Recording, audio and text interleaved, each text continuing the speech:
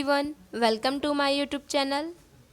Friends, आज के इस वीडियो में हम सब पढ़ेंगे क्लास 9th जियोग्राफी बुक का चैप्टर 2 जिसका नेम है physical features of India. It means हम लोगों को इस चैप्टर में जितना भी पढ़ना है सब क्या होगा, इंडिया के फिजिकल फीचर्स के बारे में पढ़ना है। और आधा चीज़ मतलब कि इस चैप्टर को आधा हमने पिछले वीडियो में कवर कर चुके हैं, तो पिछले वीडियो की लिंक मैं आपको डिस्क्रिप्शन में प्रोवाइड की हूँ। जैसे कि physical features of India part 1, आप उस वीडियो पे क्लिक करेंगे तो पार्ट 1 ओपन होगा। Physical features of India part 2, it means ये वीडियो का पार्ट 2, ऐसे लिंक मैं आपको प्रोवाइड की हूँ। अब ये वीडियो चलिए स्टार्ट करते हैं, जिसके बारे में हम लोग कुछ इंडिया के फिजिकल फीचर्स के बारे में पढ़ चुके हैं। जैसे कि हम लोग नॉर्दर्न प्लेन पढ़ चुके हैं, हिमालय माउंटेन पढ़ चुके हैं। इस वीडियो में हम सब स्टार्ट करेंगे पेनिनसुलर प्लेट्यू। आई होप आपको समझ में आ रहा होगा कि हम लोग कहाँ से पढ़ना स्टार्ट कर रहे हैं, पेनिनसुलर प्लेट्यू। अब ये पेनिनसुलर प्लेट्यू क्या है दोस्तों, ये हमारे इंडिया का ये एक फिजिकल फीचर्स का एक पार्ट है। यानी अगर हम अपने इंडिया के धन संपत्ति की बात करें तो इतना ज़्यादा कुछ हमारे इंडिया के पास है। अब इस पेनिनसुलर प्लेट्यू के बारे में जानते हैं। The peninsular plateau is a tableland composed of old crystalline, igneous and metamorphic rocks। मतलब पेनिनसुलर प्लेट्यू जो है वो हमारे किससे बना हुआ है, इग्नियस, क्रिस्टैलिन, मेटामॉर्फिक रॉक से बना हुआ है। ये क्रिस्टैलिन, इग्नियस, मेटामॉर्फिक ये सब रॉक होते हैं, ठीक है, पत्थर होते हैं बड़े बड़े। इन सब चीज़ों से मिलकर के ये हमारा पेनिनसुलर प्लेट्यू तैयार हुआ है। और ये पेनिनसुलर हमारा प्लेट्यू कैसा है, एक टेबल लैंड की तरह है। और टेबल लैंड क्या होता है कि मान लीजिए कि ऐसे नीचे आराम से, फिर थोड़ा सा ऊपर, थोड़ा सा ऊपर, थोड़ा सा ऊपर, एकदम ऊपर, मतलब एज अ टेबल। ओके, हमारी जो पेनिनसुलर प्लेट्यू है वो टेबल लैंड की तरह है, जो कि ओल्ड पुराने चट्टानों, पत्थरों, मेटामॉर्फिक रॉक से बनी हुई है। It was formed due to the breaking and drafting of Gondwana land and thus making it a part of oldest landmass।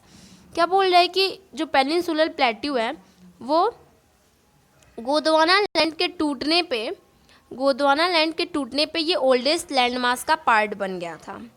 Okay, means Gondwana land जब टूटा तो वो ओल्डेस्ट लैंडमास का एक पार्ट बन गया। The plateau has broad and shallow valleys, rounded hills. ये peninsular plateau बहुत ज़्यादा ब्रॉड है, यानी बहुत चौड़ा है, और वैलीज़ हैं इसके पास, और राउंडेड हिल्स है। ओके, याद रखिएगा कि पेनिनसुलर प्लेट्यू के पास भी बहुत कुछ है, जैसे कि राउंडेड हिल्स हुए, वैलीज़ हुए, और ब्रॉड चौड़े और लंबे वैलीज़ हुए, राउंडेड हिल्स हैं, ठीक है। The plateaus consist of 2 broad divisions, namely the central highlands and the Deccan plateau. और अगर हम पेनिनसुलर प्लेट्यू की बात करें तो ये दो चीज़ों में ये डिवाइड हुआ है। First one is central highland, second one is Deccan plateau. अगर हमारे पेनिनसुलर प्लेट्यू के कितने डिवीज़न हुए हैं, क्वेश्चन ये हो, तो आपका आंसर होगा 2 डिवीज़न हुए हैं हमारे पेनिनसुलर प्लेट्यू के। First one is central highland, second one is Deccan plateau. अब ये सेंट्रल हाईलैंड्स के भी बारे में पढ़ेंगे, डेक्कन प्लेट्यू के भी बारे में पढ़ेंगे, क्योंकि ये पेनिनसुलर प्लेट्यू के पार्ट है। तो the part of peninsular plateau lying to north of the Narmada river covering a major area of Malwa plateau is known as central highland. अब ये सेंट्रल हाईलैंड वर्ड क्या है, तो नर्मदा रिवर के नॉर्थ, ठीक है, जो पेनिनसुलर प्लेट्यू किसका पार्ट है, नर्मदा रिवर के नॉर्थ, और मालवा प्लेट्यू मतलब नर्मदा रिवर में मालवा प्लेट्यू जो पड़ता है उसका ये हमारा सेंट्रल हाईलैंड पार्ट है। यानी नर्मदा रिवर के नॉर्थ और मालवा प्लेट्यू को ही हम लोग सेंट्रल हाईलैंड बोलते हैं। The Vindhyan range is bounded by the central highlands on the south and the Aravalli on the northeast। Vindhyan range जो है वो सेंट्रल हाईलैंड के बाउंड है, यानी कवर हुआ है, जो कि साउथ में है, ठीक है। विंध्यान रेंज कहाँ है, साउथ में है, और अरावली नॉर्थ ईस्ट में है। आपको इतना लर्न करना होगा कि विंध्यान रेंज साउथ में है सेंट्रल हाईलैंड के, अरावली नॉर्थ ईस्ट में है। आगे the further westward extension gradually merge with the sandy and rocky desert of Rajasthan. Rajasthan. West जो इसका सेंट्रल हाईलैंड का जो वेस्टवर्ड एक्सटेंशन है वो किससे मर्ज हो गया है, मिल गया है सैंडी और रॉकी डिजर्ट से। हमारा जो वेस्टवर्ड एक्सटेंशन है सेंट्रल हाईलैंड का वो sandy and rocky desert, Rajasthan के सैंडी एंड रॉकी डिजर्ट से मिक्स हो गया है। The flow of the river draining this regions namely the Chambal, the Sindh, the Betwa and Ken is from the northeast to southwest to northeast, thus indicating the slope। यहाँ पे इसका मतलब है कि कई नदियाँ भी इसके आसपास से बहती हैं, जैसे चंबल नदी हुई, सिंध नदी हुई, बेटवा नदी हुई, ये केन नदी हुई, ये south west to north east बहती है। तो ये जो है इतनी नदियों की स्लोप हमारे पेनिनसुलर प्लेट्यू के पास है। अब आगे है कि the central highlands are wider in the west but narrow in the east. हमारा जो सेंट्रल हाईलैंड है वो फ्रेंड्स वेस्ट की तरफ चौड़ा है और नैरो की तरफ पतला है। अगर आप इस चीज़ को मैप में देखना चाहें तो मैं आपको इसको मैप में शो करती हूँ कि मैप में आपको शो किया गया है कि ऐसा होता है। देखिए सेंट्रल हाईलैंड, मैप में आपको सेंट्रल हाईलैंड्स होगा, यहीं पे है सेंट्रल हाईलैंड्स। मैं आपको इसको मैप के जरिए शो करती हूँ। फ्रेंड्स आई होप आपको क्लियर होगा, अभी मैप के जरिए अच्छा समझ में आता होगा। तो देखिए हमने इस सेंट्रल हाईलैंड में पढ़ा कि नर्मदा रिवर के नॉर्थ में पड़ता है, ठीक है। तो नर्मदा रिवर आपको दिख रहा होगा, ये पेनिनसुलर प्लेट्यू, देखिए पेनिनसुलर प्लेट्यू, ये यहाँ पे ब्लू पेन से आपको नर्मदा रिवर दिखाया गया है और मालवा प्लेट्यू भी दिखाया गया है। और यहीं पे हमारा क्या है, सेंट्रल हाईलैंड्स है। तो यही इसमें बताया गया है कि सेंट्रल हाईलैंड्स जो है ये वेस्ट से ये चौड़ा है और ईस्ट में जाके पतला हो गया है। हमारा जो सेंट्रल हाईलैंड है वो ऊपर से वेस्ट की साइड से चौड़ा है और ईस्ट की साइड आके पतला हो गया है, ऐसे गया है। तो इसीलिए बोला गया है कि वेस्ट की तरफ सेंट्रल हाईलैंड चौड़ा है और ईस्ट की तरफ जाके पतला हो गया है। और आपको ये पता चला कि जो सेंट्रल हाईलैंड्स है वो नर्मदा रिवर, विंध्या रेंज और मालवा प्लेट्यू के पास पड़ता है। तो आप इसको मैप में देख सकते हैं, पूरा क्लियरली दिख रहा है कि नर्मदा रिवर, विंध्या रेंज और पेनिनसुलर प्लेट्यू यहीं पे और सेंट्रल हाईलैंड भी यही है। ओके, अब चलते हैं अपने टॉपिक पे जहाँ पे हम पढ़ रहे थे। तो हमने देखा कि the central highlands are wider in the west but narrow in the east. हमारा सेंट्रल हाईलैंड है वो वेस्ट में चौड़ा है, ईस्ट में नैरो है, पतला है, ये हम लोग क्लियर देख चुके हैं। और the eastward extension of this plateau are locally known as Bundelkhand and Baghelkhand. जो ईस्टवर्ड एक्सटेंशन है सेंट्रल हाईलैंड का, फ्रेंड्स आप मेरी बात को क्लियरली सुनिए और समझिए कि जो ईस्टवर्ड एक्सटेंशन है इस सेंट्रल हाईलैंड प्लेट्यू का, उसको हम बुंदेलखंड या बाघेलखंड कहते हैं। तो आपका क्वेश्चन बनता है कि सेंट्रल हाईलैंड के ईस्टवर्ड एक्सटेंशन को हम क्या बोलते हैं, तो उसका आंसर होगा बुंदेलखंड और Baghelkhand. The Chota Nagpur Plateau mark the further eastward extension drained by the Damodar river. छोटा नागपुर प्लेट्यू जो है वो भी सेंट्रल हाईलैंड के पास पड़ता है, सेंट्रल हाईलैंड के ईस्टवर्ड एक्सटेंशन में। अब ये ईस्टवर्ड एक्सटेंशन का क्या मतलब है और छोटा नागपुर कहाँ पड़ता है, इसको भी मैप के जरिए हम लोग देखते हैं। देखिए तो ये रहा हमारा मैप, फिर से हम उसी मैप पे आ गए हैं जहाँ पे यहाँ पे सेंट्रल हाईलैंड देखे थे हाईलैंड। अब ये देखिए छोटा नागपुर की बात कर रहा है कि सेंट्रल हाईलैंड में ही छोटा नागपुर पड़ता है। तो आपको इतना पता है कि सेंट्रल हाईलैंड का शेप ये है, ठीक है। इस शेप में छोटा नागपुर प्लेट्यू भी आया है और छोटा नागपुर प्लेट्यू क्या है, ईस्टवर्ड एक्सटेंशन है। ईस्टवर्ड एक्सटेंशन का मतलब कि जैसे कि ये ईस्ट साइड में पड़ रहा है ना, तो ईस्टवर्ड एक्सटेंशन है सेंट्रल हाईलैंड्स का, जो कि दामोदर रिवर के ड्रेन होने से हुआ था। अब आप इसको मैप में क्लियरली देख चुके कि यहाँ पे हमारा फ्रेंड्स इतने दूर और ये सब हमारा क्या है, सेंट्रल हाईलैंड है। और फिर अब डीकन प्लेट्यू इसके नीचे से शुरू हो रहा है, सेंट्रल हाईलैंड के नीचे से हमारा डेक्कन प्लेट्यू शुरू हो रहा है। अब हम बात करेंगे, अब हम पढ़ेंगे भी डेक्कन प्लेट्यू के बारे में, क्योंकि हमने सेंट्रल हाईलैंड्स के बारे में काफ़ी जानकारी ले चुके हैं। वो किस चीज़ से कंपोज हुआ है, कितना बना है, हम लोगों के लिए इस स्टैंडर्ड के लिए काफ़ी है। अब हम डेक्कन प्लेट्यू के बारे में पढ़ेंगे और इसको भी मैप के जरिए देखेंगे कि कहाँ पे क्या पड़ रहा है। अब आता है the Deccan plateau is triangular land mass that lie to the south of the river Narmada. अब ये बोला गया है कि जो हमारा डेक्कन प्लेट्यू है वो ट्रायंगुलर शेप में है, मतलब ऐसे भी नहीं कह सकते, बट ऐसे तो ज़रूर है, मतलब ट्रायंगुलर शेप में है और ये नर्मदा रिवर के साउथ में पड़ता है। The Satpura range flank it broad base in the north while the Mahadev, the Kaimur hills and the Maikal range from its eastern extension. अभी हम लोग ईस्टर्न एक्सटेंशन की बात देखे थे, तो जो डेक्कन प्लेट्यूज के जो ईस्टर्न एक्सटेंशन है फ्रेंड्स, वो महादेव, काईमूर हिल्स, माइकल रेंज, ये सब क्या है, ईस्टर्न एक्सटेंशन है डेक्कन प्लेट्यू के। और डेक्कन प्लेट्यू के नॉर्थ में जितने चीज़ें आती हैं वो है सतपुरा रेंज फ्लैंक। इस चीज़ को मैं आपको मैप में शो करना चाहूँगी। तो ये रहा हमारा वही मैप जहाँ पे हम लोग देखें कि सेंट्रल हाईलैंड्स यहाँ तक है।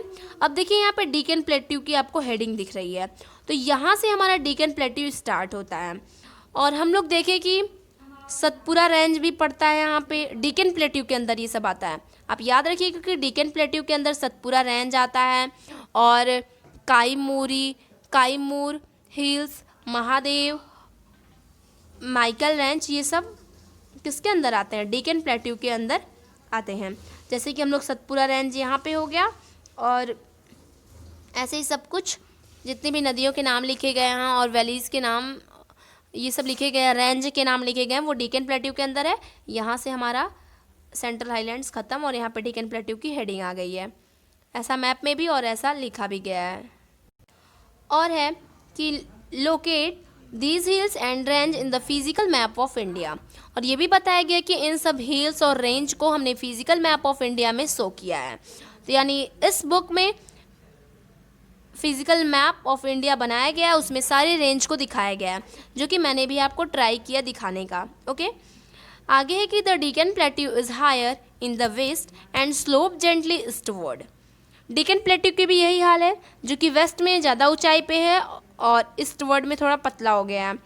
इस चीज़ को भी हम लोग मैप में देख लेते हैं कि ऐसा क्या है कि वो वेस्ट में लंबा है और हायर है और फिर ईस्ट में नहीं है, तो इसको भी देखेंगे। तो ये है मैप, यहाँ पे डेक्कन प्लेट्यू है और हमें बुक में ऐसा ही बताया गया है कि जो डेक्कन प्लेट्यू है वो वेस्ट में, यानी वेस्ट तो ये है ना, ये हमारा ईस्ट है, ये वेस्ट है। तो बुक में ऐसा बताया गया है कि जो डेक्कन प्लेट्यू है वो वेस्ट में ज़्यादा ऊंचाई पे है, वेस्ट में ज़्यादा ऊंचाई पे और नीचे आके थोड़ा कम हो गया होगा ईस्ट साइड, ऐसे बताया गया है। तो पूरा कहने का मतलब ये है कि वेस्ट में ज़्यादा ऊंचाई है हमारे डेक्कन प्लेट्यू की। An extension of the plateau is also visible in the northeast, locally known as Meghalaya, Karbi Anglong Plateau and North Kachar Hills. ये हमें ये प्लेट्यू के बारे में जो हमें नॉर्थ ईस्ट में भी देखने को मिलता है, जैसे कि मेघालय हुआ, कार्बी एंगलोंग प्लेट्यू हुआ, नॉर्थ चैकर हिल्स हुआ, ये सब भी क्या है, डेक्कन प्लेट्यू के अंदर आते हैं, जो कि हमें नॉर्थ ईस्ट में देखने को मिलते हैं। आगे है कि it is separate by a fault from the छोटा नागपुर प्लेट्यू, और इन सब का जो फॉर्मेशन हुआ वो छोटा नागपुर प्लेट्यू के फॉल्ट होने के बाद हुआ। 3 prominent hills range from the west to east are Garo, Khasi and Jaintia hills. Deccan plateau के अंदर बहुत प्रोमिनेंट यानी बहुत प्रसिद्ध रेंज आती हैं, हिल रेंज आती हैं वेस्ट टू ईस्ट की तरफ, मतलब ऐसे, उसका नाम है गारो, खासी, जेनेटिया हिल्स। ये 3 हिल्स बहुत इंपॉर्टेंट हैं। The western Ghat and the eastern Ghat make the western and eastern edges of the Deccan plateau respectively. Western Ghats lie parallel to the western coast. जो वेस्टर्न घाट है वो वेस्टर्न कोस्ट के पैरेलल है। बात को यहाँ पे समझिए कि वेस्टर्न घाट वेस्टर्न कोस्ट के पैरेलल है और वेस्टर्न और ईस्टर्न घाट मतलब डेक्कन प्लेट्यू के वेस्टर्न और ईस्टर्न एजेस के रिस्पेक्टिवली काम करते हैं या फिर रहते हैं। They are continuous and can be cross through this pass only. Locate the Thal, Bhor and the Pal Ghat in physical map of India. बोला गया कि फिजिकल मैप ऑफ इंडिया में थाल, भोर, पाल घाट ये सब हम वो दिखाया गया है। उसी मैप में आप देख सकते हैं the western Ghats are higher than the eastern Ghats, और वेस्टर्न घाट जो है वो थोड़ा ऊंचाई पे है ईस्टर्न घाट के मुकाबले। Their average elevation is 9000 to 6000 metre as against 600 metres of the eastern Ghat. Western की जो ऊंचाई है वो 9000 to 6000 मीटर है, और जो ईस्टर्न घाट की ऊंचाई है वो 1600 मीटर के करीब है। तो हमारा वेस्टर्न घाट ज़्यादा ऊंचा हुआ। The eastern Ghats stretches from the Mahanadi valley to the Nilgiri in the south. The eastern Ghat are discontinuous and irregular and disconnected by the river draining into the Bay of Bengal. नदियों के ड्रेन होने के बाद जो ईस्टर्न घाट है वो एकदम डिसकंटिन्यू हो गया है, मतलब उसका कोई शेप नहीं है, कोई मतलब एक वे नहीं है, कोई वे नहीं है उसके पास, ठीक है। वो इरेगुलर हो गया और डिसकंटिन्यूअस हो गया है। ऐसा नदियों के ड्रेन होने के बाद, जब नदियाँ बे ऑफ बंगाल में ड्रेन्ड हो गई तो ऐसा हो गया ईस्टर्न घाट के साथ। वेस्टर्न घाट की क्या स्थिति है कि western Ghat cause the orographic rain by facing the rain bearing moist wind to rise along the western slope of Ghats. मतलब मॉइस्ट विंड के चलते, मॉइस्ट विंड की जो मतलब प्रभाव से वेस्टर्न घाट पे क्या होती है, ओरोग्राफिक रेन का सामना करना पड़ता है। The western Ghat are known as different local names. Western Ghat के बहुत ज़्यादा डिफरेंट लोकल नेम्स भी हैं। Western Ghat, the height of western Ghat progressively increase from north to south. जो वेस्टर्न घाट की जो ऊंचाई है वो नॉर्थ टू साउथ ज़्यादा बढ़ गई है। Highest peak include the Anai Mudi. जो वेस्टर्न घाट की जो हाईएस्ट पीक है उसमें अनाई मोदी हाईएस्ट पीक है, जिसकी ऊंचाई 2695 मीटर है, और एंड द डोडा बेटा 2637 मीटर ऊंचाई है डोडा बेटा की, और महेंद्रगिरी 1501 मीटर ऊंचाई है, is the highest peak in the eastern Ghat, जो कि ईस्टर्न घाट के ऊंचाई हैं, ठीक है। सब अच्छे अच्छे ऊंचाइयाँ के नाम दिए गए हैं, हाईएस्ट पीक्स के नाम दिए गए हैं जो कि ईस्टर्न घाट में मौजूद हैं। Locate the famous hill stations of Udagamandalum, popularly known as Ooty and Kodaikanal। तो मतलब ये सब क्या है कि बहुत अच्छे अच्छे हिल स्टेशन हैं जिसमें कि उदागामंडलम भी आ जाएगा, उसको हम लोग ओटी और कोडाई कनाई बोलते हैं। ये सब क्या है मैप में शो किए गए हैं। One of the distinctive features of peninsular plateau is the black soil area known as Deccan traps. अच्छा, ये बहुत अच्छी मतलब फीचर्स है डेक्कन प्लेट्यू की कि ब्लैक सॉयल वहाँ पे ज़्यादा मिलता है। मतलब डेक्कन प्लेट्यू में ब्लैक सॉयल बहुत ज़्यादा मिलता है जिसको हम डेक्कन ट्रैप बोलते हैं। Actually these rocks have denuded over time and are responsible for the formation of black soil। Black soil के फॉर्मेशन का भी जिम्मेदार हमारा डेक्कन प्लेट्यू है, यहाँ पे बहुत ज़्यादा पाई जाती हैं। और the Aravalli hills lie on the western and the north western margin of the peninsular plateau. Okay, आगे मतलब पेनिनसुलर प्लेट्यू लिखा है।